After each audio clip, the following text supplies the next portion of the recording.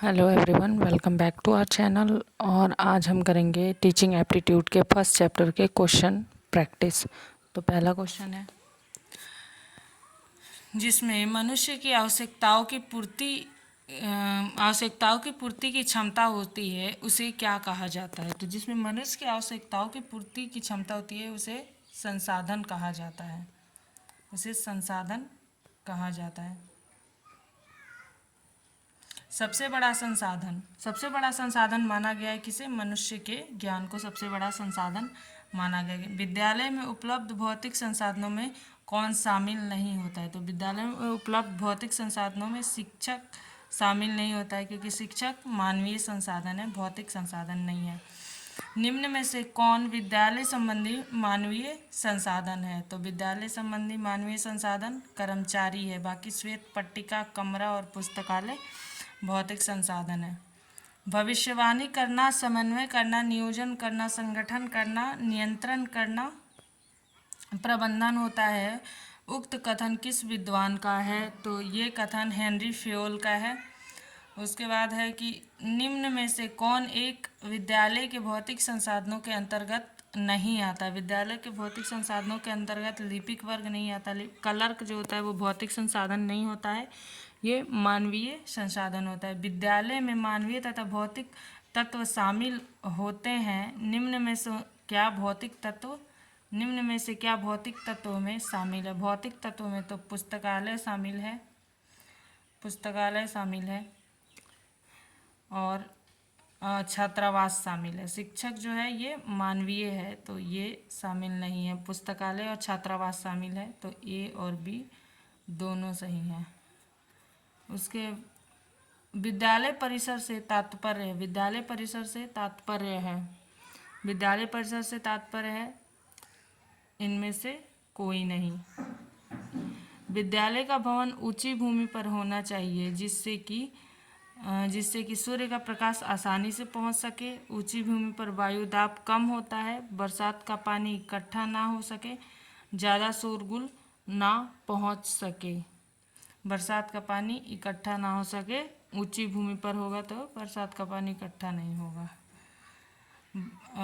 विद्यालय भवन में निम्नलिखित में से कौन सा भाग सम्मिलित नहीं है? विद्यालय भवन में निम्नलिखित में से कौन सा भाग सम्मिलित नहीं है?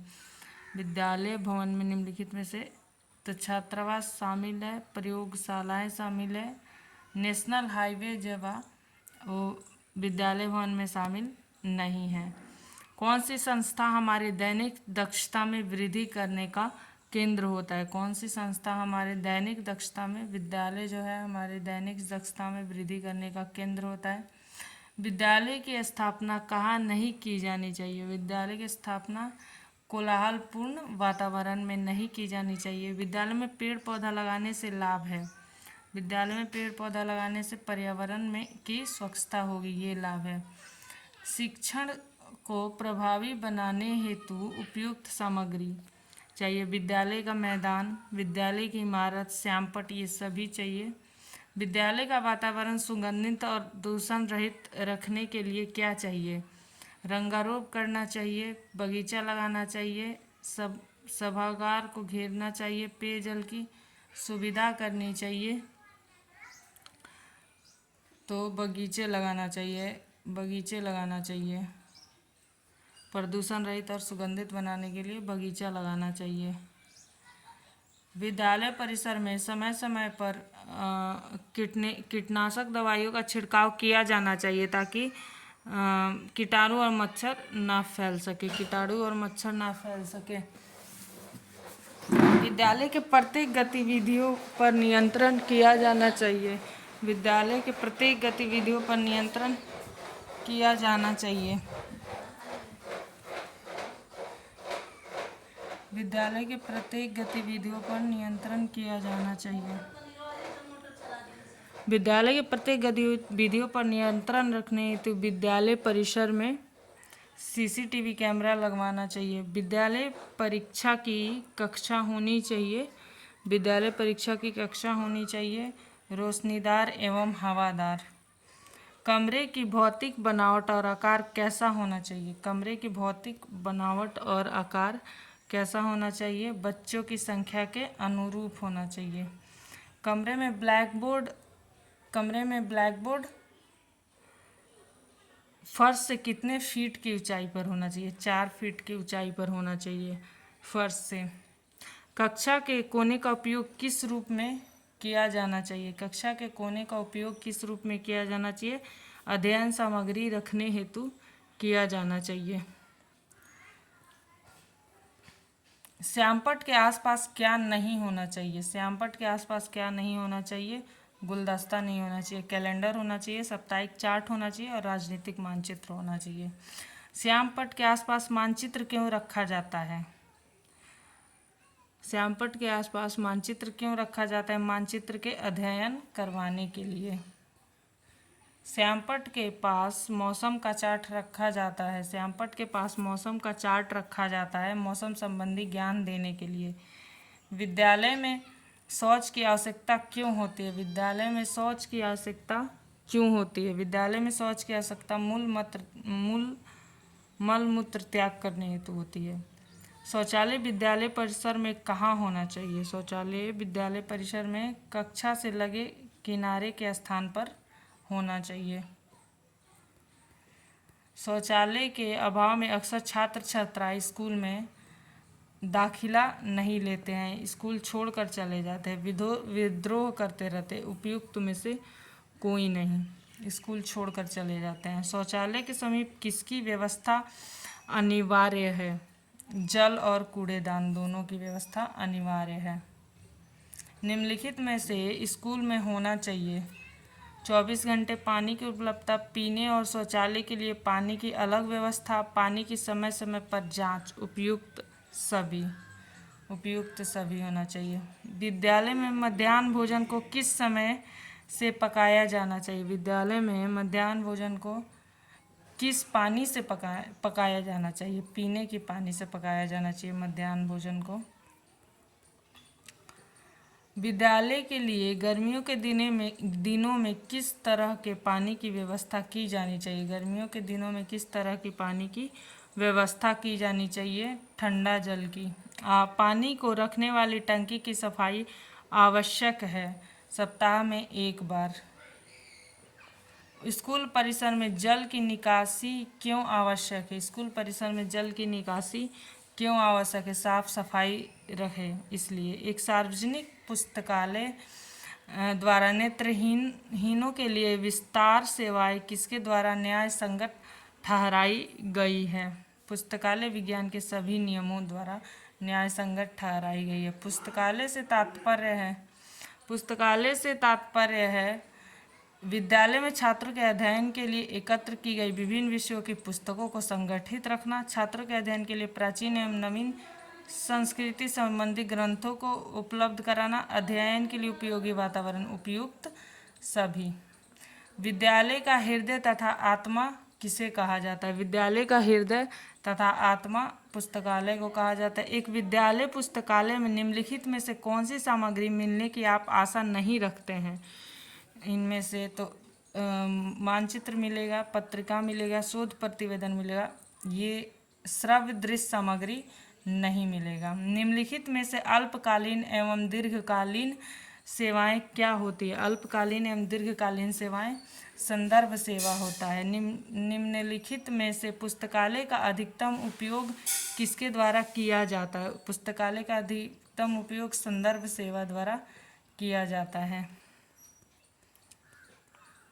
पुस्तकालय के लिए न्यायुगंत कौन है?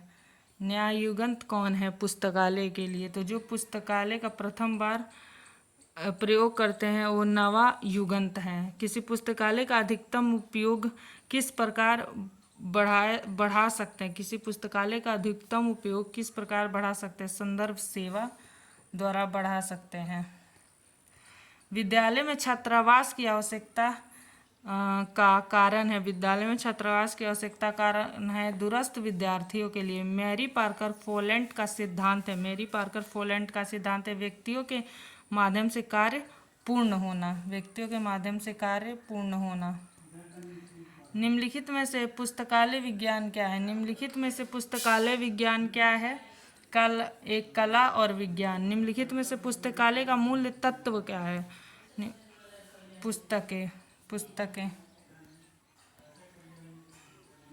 पुस्तकालय की मूल भूमिका क्या है? पुस्तकालय की मूल भूमिका क्या है? सूचना को इकट्ठा तथा प्रसारित करना।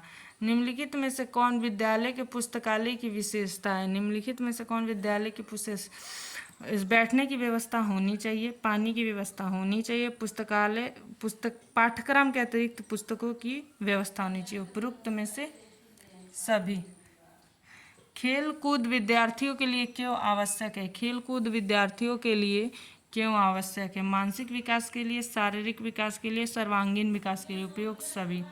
खेल का मैदान किस परिसर का आवश्यक तत्व है? खेल का मैदान किस परिसर का आवश्यक तत्व है? विद्यालय का आवश्यक तत्व है खेल का मैदान। निम्नलिखित में से कौन खेल के मैदान की एक विशेषता है? निम्नलिखित में से कौन खेल के मैदान की एक विशेषता है? तो घास से भरा हुआ आना चाहिए, पानी की व्यवस्था होनी चाहिए, बैठने की व्यवस्था होनी चाहिए। ये सभी जो है खेल के मैदान की विशेषता है। छात्रों के वैज्ञानिक दृष्टिकोण विकसित करने के लिए विद्यालय में किसका होना आवश्यक है? तो प्रयोगशाला का होना आवश्यक है। छात्रों के प्रयोगशाला में शिक्षकों की भूमिका छात्रों के समक्ष कैसी होनी चाहिए? प्रयोगशाला में शिक्षकों की भूमिका छात्रों के समय निर्देशक की होनी चाहिए। प्रयोगशाला में बाल किस प्रकार ज्ञान अर्जित करते हैं? प्रयोगशाला में बालक किस प्रकार ज्ञान अर्जित करते हैं? प्रयोगशाला में बालक अन्वेषण करके ज्ञान अर्जित करते हैं। प्रयोगशाला में बालक अन्वेषण करके ज्ञान अर्जित करते हैं। शिक्षण को व्यवहारिक रूप देने के लिए आवश्यक है। शिक्षण को व्यवहारिक रूप देने के लिए आवश्यक है प्रयोगशाला की। छात्रों को विज्ञान का व्यवहारिक ज्ञान देने के लिए क्या आवश्यक है? छात्रों को विज्ञान का व्यवहारिक ज्ञान देने के लिए विज्ञान प्रयोगशाला की आवश्यकता है। एनसीईआरटी के अनुसार प्राइमरी एवं अपर प्राइमरी कक्षाओं में क्या अनिवार्य किया गया? एनसीईआरटी के अनुसार प्राइमरी एवं अपर प्राइमरी में कंप्यूटर साक्षरता अनिवार्य किया गया है। कंप्यूटर साक्षरता दिवस कब मनाया जाता है? तो 2 दिसंबर को कंप्यूटर साक्षरता दिवस मनाया जाता है। कंप्यूटर की शिक्षा का संबंध है।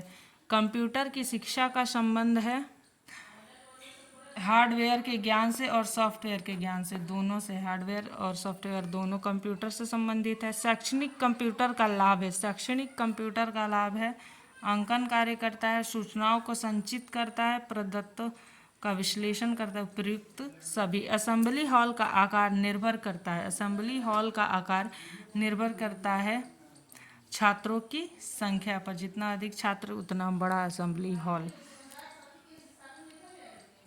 विद्यालय कार्यों को सुचारू रूप से संचालन के लिए होना अनिवार्य। विद्यालय कार्यों के सुचारू रूप से संचालन के लिए होना अनिवार्य है कार्यालय।